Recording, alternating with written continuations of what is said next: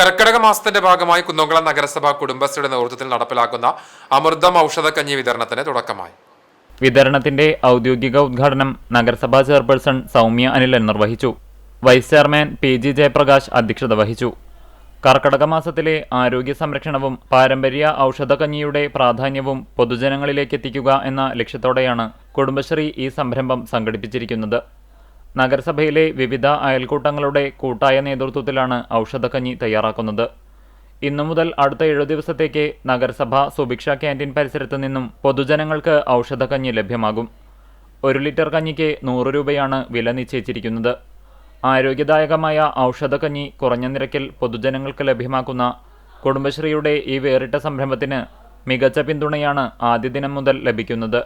ചടങ്ങിൽ സ്ഥിരം സമിതി അധ്യക്ഷരായ Pushpa John, Mini Monsy, Misha Sebastian, T Somasekharan, R Shajiju, കൗൺസിലർമാർ, Kudumbashree CDS 1 vice chairperson Sheeja Jayan, Kudumbashree CDS 2 chairperson KA Ramani, നിരവധി കുടുംബശ്രീ പ്രവർത്തകർ എന്നിവർ പങ്കെടുത്തു.